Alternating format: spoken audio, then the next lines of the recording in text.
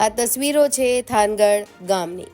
વિજય સંકલ્પ રેલી યોજી થાનગઢમાં આમ આદમી પાર્ટી દ્વારા ઉમેદવારી નોંધાવવામાં આવી ત્યારની આ સોશિયલ મીડિયા પર તસવીર ખૂબ જ વાયરલ થઈ રહી છે।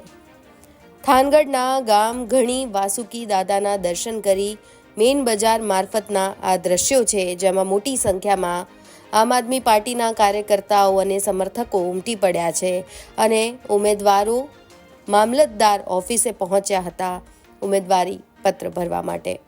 થાનગઢ નગરપાલિકામાં આમ આદમી પાર્ટીના અધ્યક્ષ રાજુ કરપડા દ્વારા થાનગઢ નગરપાલિકામાં તમામ બોર્ડમાં આમ આદમી પાર્ટી તેના કાર્યકરોને ઊભા રાખવાની છે અને થાનગઢમાં ભ્રષ્ટાચાર તેમજ પોલીસ તંત્રને ફટકાર ફેંકવા માટે તેમજ આવારા લુખ્ખાઓ માટે ખુલીને આમ આદમી પાર્ટી હવે બોલી રહી છે અને આ જ મુદ્દા પર મેદાનમાં પણ ઉતરી ગઈ છે। ત્યારે રાજુ કરપડાનું કહેવું છે કે કોઈ પણ વ્યક્તિને ડરવાની જરૂર નથી કે પછી મૂંઝાવાની જરૂર નથી।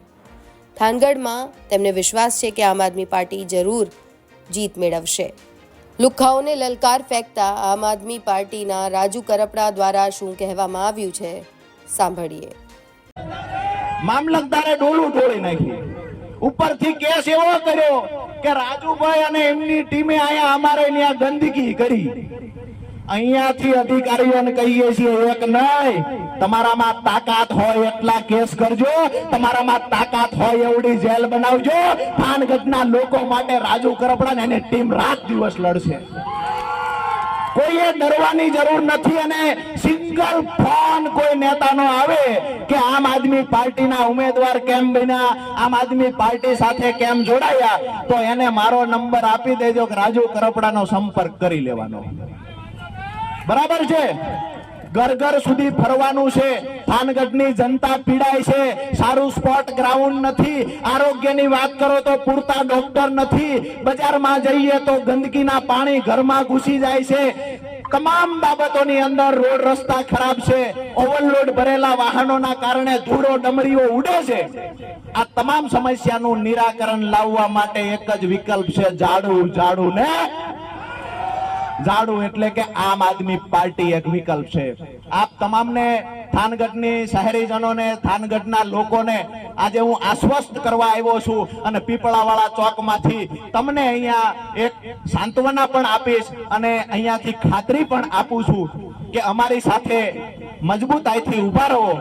તમારી સાથે અમે ઊભા છીએ, અમારે પણ જોવું છે કોણ કાકરી ચાળો અમારા કાર્યકર્તાની કરે છે।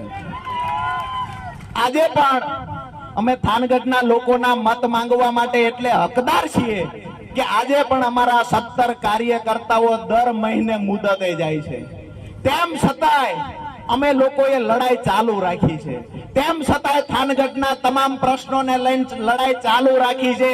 અમે કોઈ વરસાદ આવે અને ડ્રાવ કરતા જે ભાજપ કોંગ્રેસના નેતા નીકળે ને એ નેતા અમે નથી। અમે છેલ્લા 1.5 વર્ષથી અહીંના લોકો માટે લડીએ છીએ।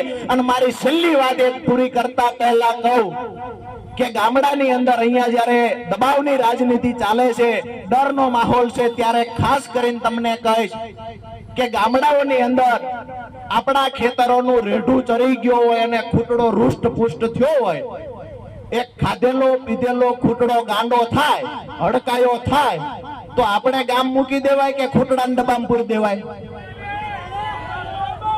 આ તમામ ખૂટડાઓને ડબામાં પૂરવાની તારીખ 16 છે, ધ્યાન રાખજો, બરાબર છે?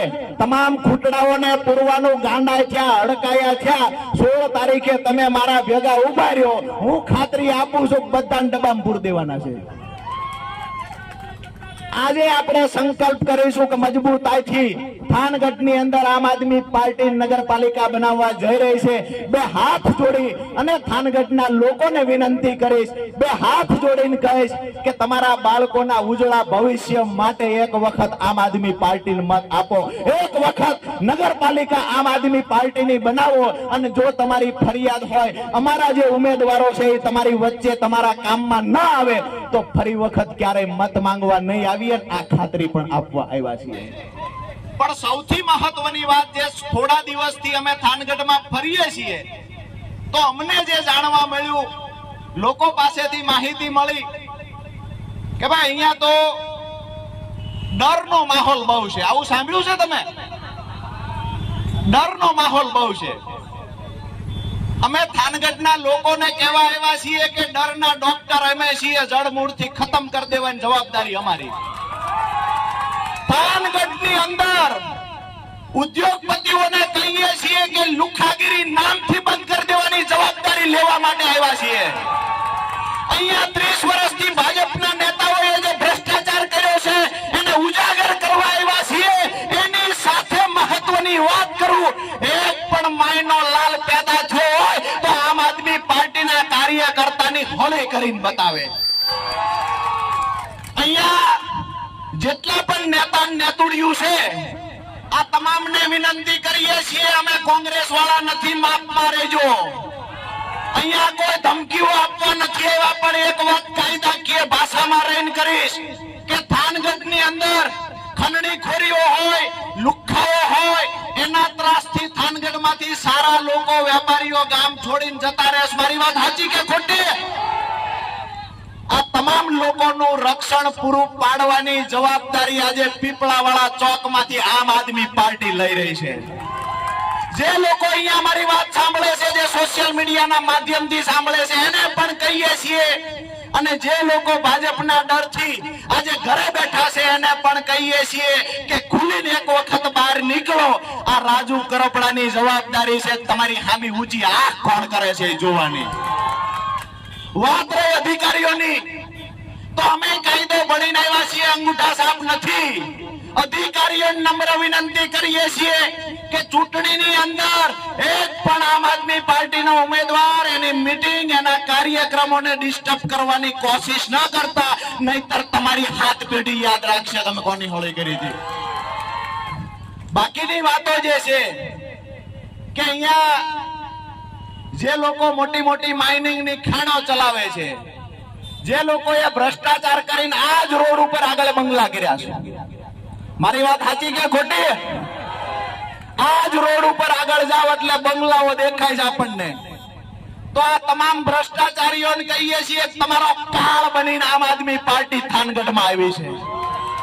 તમામને વિનંતી કરીશું કે 30 વર્ષથી જે ભ્રષ્ટાચારનો ભોળો થાનગઢમાં લીધો છે એની અંદરથી છુટકારો મેળવવા માટે થાનગઢના ઓવરબ્રિજની વાત કરીએ તો અહીંના સ્થાનિક નેતાઓએ પોતાનો આર્થિક લાભ ખાટવા થાનગઢને 8 વર્ષ સુધી પરેશાન કરવાનું ગુનાહિત કૃત્ય કર્યું છે.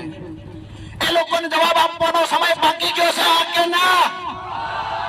તો આપણા બધાની નૈતિક જવાબદારી છે કે જે લોકોએ આ ઓવરબ્રિજના નામે વેપારીઓને હેરાન કર્યા, તાલુકાના લોકોને હેરાન કર્યા, નાના નાના વેપારીઓ, નાના નાના લારી ગલ્લાવાળાને હેરાન કર્યા અને થાનગઢના 2 ટુકડા કર્યા છે ને, એ લોકોને જડબાતોડ જવાબ આવતી 16 તારીખે આપવાનો છે. બધા તૈયાર છો?